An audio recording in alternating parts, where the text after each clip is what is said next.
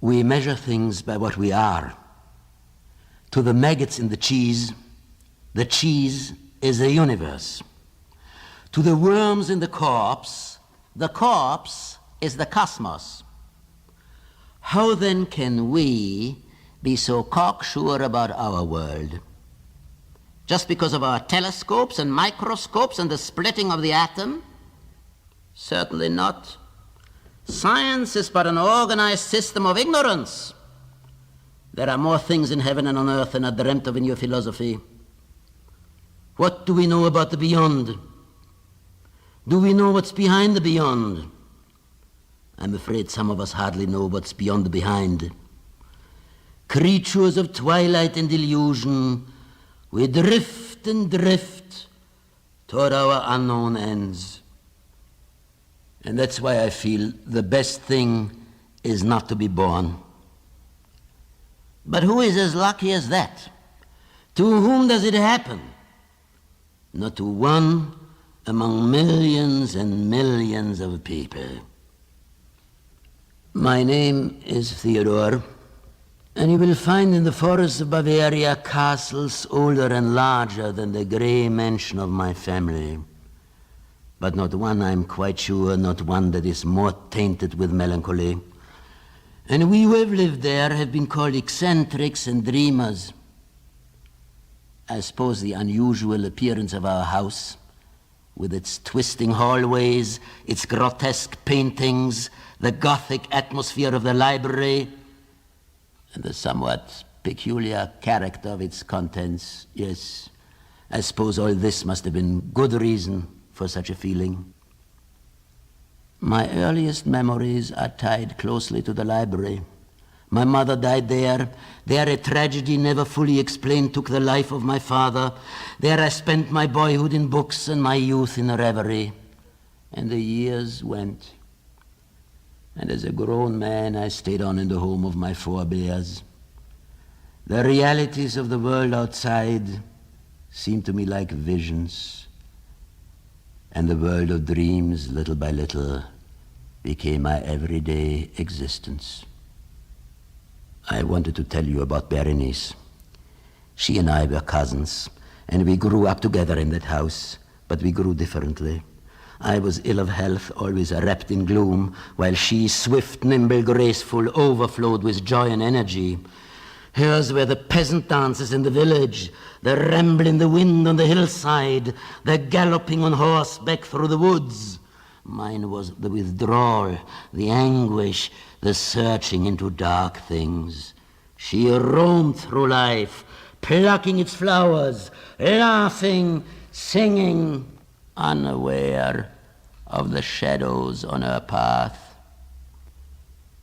Berenice, hauntress of my dreams, your image is vivid before me, your raven black hair, your witching eyes, your fragrant lips, your lovely young form.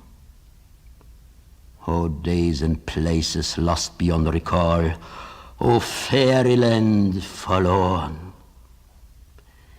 Disease, a crippling disease befell her, took hold of her body, her mind and her habits, and in a manner most subtle, most hideous, corrupted the very essence of her being.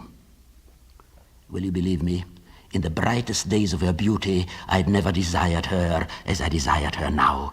A sickly, frenzied passion for that wasting form began to obsess me, an incomprehensible craving.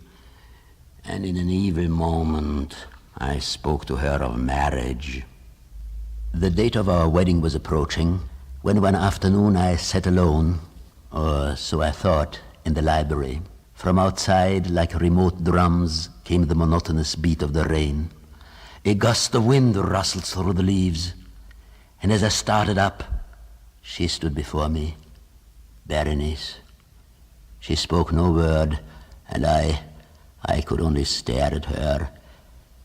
Her hair was a dank yellow and fell over her temples in snaky coils. Her face was bloodless, as if molded from wax, not solid, but melting, reshaping, moist with the dew of decay. And as I stared and stared and stared, her lips, her thin, shrunken lips, parted, and in a smile of peculiar meaning, the teeth of the dying Berenice revealed themselves to me. Would I'd never seen them, or having seen them died. The moving of a curtain, the closing of a door. Berenice had left the room, but my mind still clung to the image of her teeth. Not one speck on their surface, not one shadow on their enamel had escaped me. They had burned themselves into my memory. They had bitten themselves into my brain. They were small, narrow, and pointed, cold and capricious. They glistened like daggers in the moon. Those teeth, those glittering teeth, those luring, quivering, beckoning, promising pearls of teeth.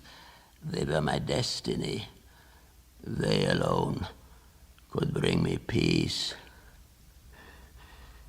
Then voices. Voices, yes. A sudden chaos of voices. Murmuring, muttering, whispering voices. Gibbering, jabbering voices. People coming, people going. A doctor, a priest. And from the chapel, the tolling of bells. Bung, bung, bung, bung, bung, bung. Berenice was dead. 3 days passed.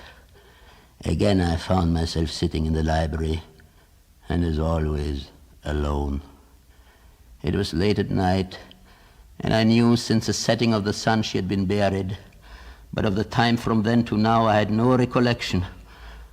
I had just awakened from a dream, a strange dream of a deserted garden, shadowy and cool, with marble stones and crosses.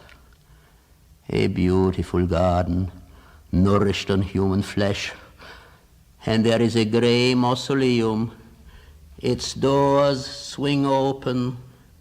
Steps wind their way below. A vault, candles burning bright and motionless. A young woman in a coffin. Someone is approaching. Stretches out, hands, bends over the body. Lips broken, grinning gums, a mouth splintered, bone bare. Was it a dream? My hands stained with blood, my fingers torn,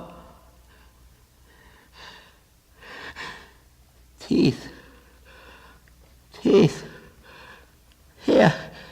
teeth, her teeth, oh, her teeth, at last, her teeth, mine, at last, her teeth, yes,